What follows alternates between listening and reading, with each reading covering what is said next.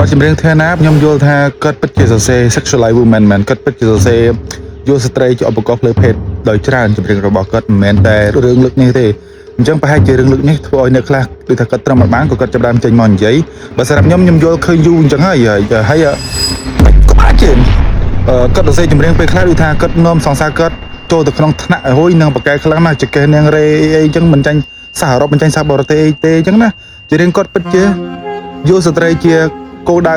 ថា sexualize women ខ្ញុំមិនដឹងថានិយាយមិនទេភាសាខ្មែរយកយកស្ត្រីជាគ្រឿងភេទមែនជារឿងរបស់គាត់ជាទូទៅហើយអាហ្នឹងឯងដែលខ្ញុំស្ដាប់ជារឿងគាត់ពេលខ្លះខ្ញុំអៀនខ្ញុំមិនហ៊ានស្ដាប់ទេនិយាយមែនខ្ញុំស្ដាប់ជារឿងអឺរ៉ុបគឺវា sexualize យ៉ាងណាប៉ុន្តែលេខវាជាភាសាអង់គ្លេសទៅវាអត់សូវស្គីទេភាសាខ្មែរទឹកមាត់អូនប្រឡាក់ទឹកមាត់បងឯណានេះទៅខ្ញុំហ៊ានចេះអៀនអញ្ចឹងណាអូខេហើយខ្ញុំយល់ថាអញ្ចឹង speak up ចង់និយាយថាអ្នកដែលហ៊ានយករឿងនេះមកនិយាយជាភាសាស្រីខ្ញុំយល់ថាស្រីគាត់គួរតែគ្រប់គ្រងស្រីគ្នាគាត់ព្រោះអារឿងនេះវាជាសុខភាពរបស់សហគមន៍របស់ស្រីតែខ្ញុំឃើញស្រីខ្លះចូលទៅ comment ថាគាត់ចង់ល្បីគាត់ចង់អីខ្ញុំមិនដឹងថាម្នាក់នោះតែនិយាយចង់ល្បីឬអត់តែខ្ញុំស្មានទោសល្បីបាត់ហើយចង់និយាយទៅល្បីបានអីមកវិញពេលខ្លះ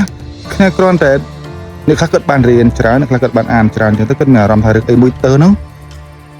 អត់ទាំងនិយាយទេដូចថាដូចខ្ញុំអញ្ចឹងខ្ញុំឃើញរឿងមួយចំនួនទៅហើយខ្ញុំអត់ចង់និយាយតែខ្ញុំដឹងតែនិយាយទៅខ្មែរយើងចិត្តជេរប៉ុន្តែរបៀបថាមកដល់ចំណុចមួយដែលខ្ញុំចាស់តែខ្ញុំគិតថា there is nothing to lose អត់មានអីដែលត្រូវបាត់បង់ទៅទេខ្ញុំក៏ហ៊ាននិយាយអញ្ចឹងអារឿងដែលយើងត្រូវនិយាយចំពោះរឿងអីដែលយើងយល់ថាមិនសមមិនមែន all the time គឺតោងល្បីទេមិនមែនគ្រប់ពេលគឺចង់ល្បីទេយើងគ្រាន់តែចង់និយាយយើងយល់ថាมันគួរធ្វើអញ្ចឹងហើយស្រីភាគច្រើនគឺគាត់ជិះជាន់គ្នាឯងហ្នឹងហ្មងខ្ញុំសង្កេតឃើញអញ្ចឹងមែនហើយយើងតោះគ្នាទៅឆែកមើលទៅនៅលើពិភពលោកតើមានរឿងអញ្ចឹងមែនអត់តើមានរឿងស្ត្រីវាយបលិស្ត្រីអត់អានេះចំណុចទី2អានេះចំណុចទី3គេនិយាយថាអ្នកខ្លះទៅរៀនអត់ស្រាប់គ្រូផងបែរជាមករកអត្តន័យអប់រំនៅក្នុងចម្រៀងបងប្អូនរឿងអប់រំរយណាក៏បានដែរដូចពាក្យខុងជឺគាត់និយាយថាយើងអាចរៀនពីគ្រប់កន្លែងអញ្ចឹងជាភាសាដូចក្មេងៗបងប្អូនឃើញស្បែកកលាកាសពេលគាត់វាយគ្នាលោកអុកគ្នាអញ្ចឹងគាត់ទៅសេបំរាមពីក្រុមថាហាមធ្វើអញ្ចឹងនៅឯផ្ទះឬក៏ TikTok យើងក៏ដោយនេះ TikTok ក៏ដោយនេះអាវីដេអូដែលគេបង្ហោះម៉ូតូបង្ហោះអីជាលបែងកាយទៅ sport របស់គេហ្នឹង TikTok វាលួចទៅសេពីក្រុមថាអានេះគឺជារឿងគ្រោះថ្នាក់កុំធ្វើអញ្ចឹងបានន័យថាគ្រប់កន្លែងទាំងអស់គឺជារឿងដែលអាចរៀនសូត្របានឬក៏អាចធ្វើតាមបានជាពិសេសសម្រាប់ក្មេងដែលគ្នាអត់ដឹង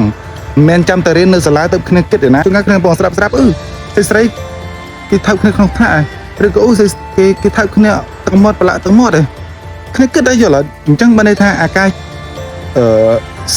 side PA ការ release បទចម្រៀងអីរបស់យើងគឺពិតជាតិចឬច្រើនគឺមានការ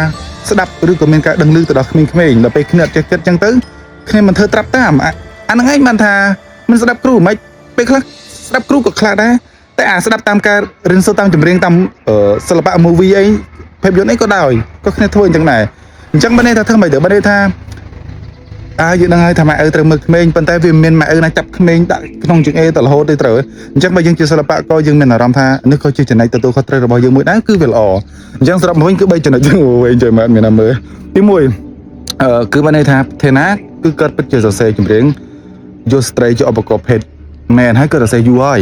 ប៉ុន្តែមកដល់ពេលនេះគឺទើបតែមានអ្នកហ៊ាននិយាយទី1ទី2 speak up តើតោងទៅនឹង women speak up ស្ត្រីដែលហ៊ាននិយាយអ្វីដែលមានផលប៉ះពាល់ទៅដល់សហគមន៍របស់ស្ត្រីគ្នាឯងគួរតែលើកតម្កើងឬក៏គួរតែវិញគ្នាជាធ្លុងមួយទៅសហការរឿងនោះបើយើងមិនពេញយើងអត់យល់ស្របដូចគេអញ្ចឹងទេយើងអូសចេញទៅតែយើងមិនគួរវិញបហាស្រីគ្នាឯងទេយើងនឹងស្រីមិនខ្ញុំមិនស្រីទេខ្ញុំឃើញគាត់ថាគេចង់ល្បីថាអីឲ្យតែស្រីណាងើបមុខគឺថាស្រីគ្នាឯងអានឹងទី2អានឹងទី3មិនចាំបាច់ទៅសាលាបានគ្នារៀនសូត្របាននៅកន្លែងណាក៏រៀនសូត្របានដែរដល់ពេលអញ្ចឹងយើងជាអ្នកគេថាបើសិនតែយើងជាអ្នកចែករំលែកអីមួយបើសិនតែយើងអាចគិតគូរទៅដល់ចំណុចនោះគឺយើងល្អដែរចឹងនិយាយចឹងណា